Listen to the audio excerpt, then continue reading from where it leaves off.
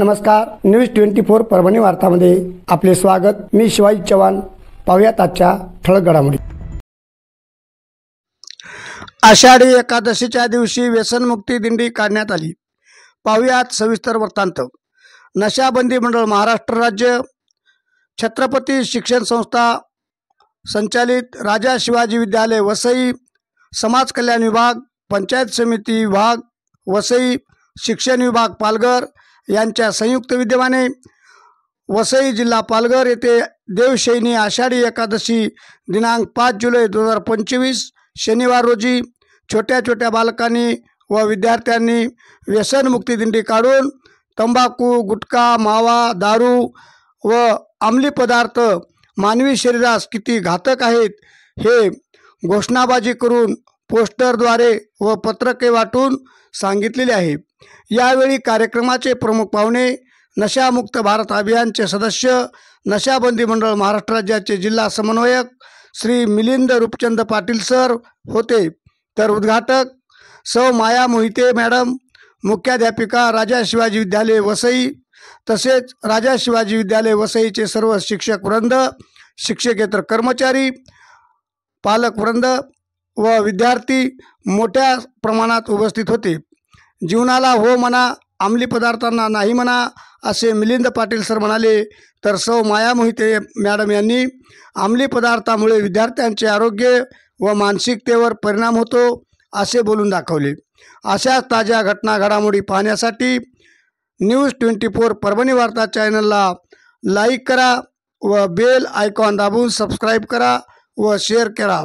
पाहूयात व्यसनमुक्ती दिंडीचे काही क्षणचित्रे।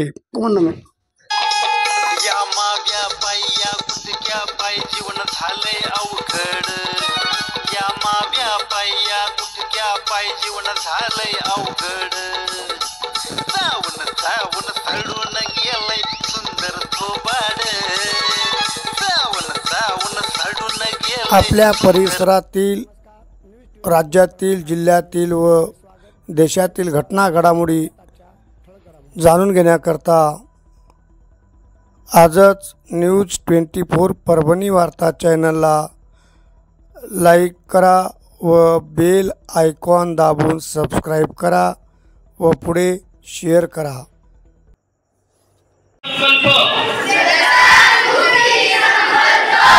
मी कुठल्याही प्रकारचे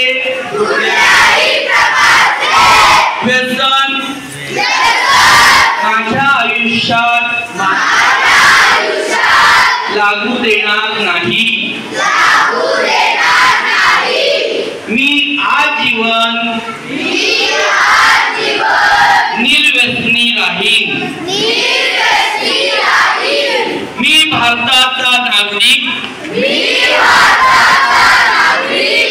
भारतातील प्रत्येक व्यक्ती निर्व्यसनी राहण्यासाठी मी प्रयत्नशील राहीन।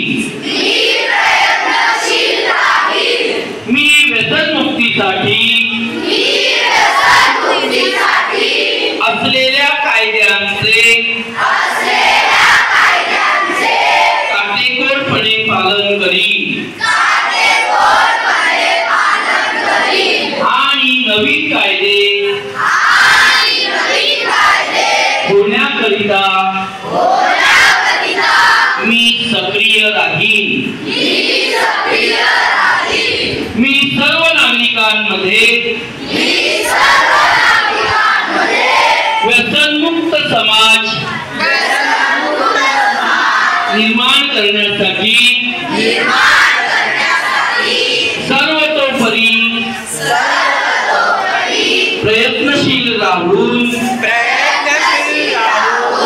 अंमली पदार्थांच्या विरोधात आयुष्यभर कार्यरत राहण्याचा संकल्प करीत आहे।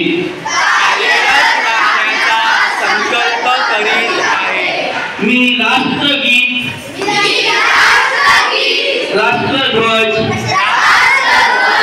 व राज्यघटनेचा आदर करीन।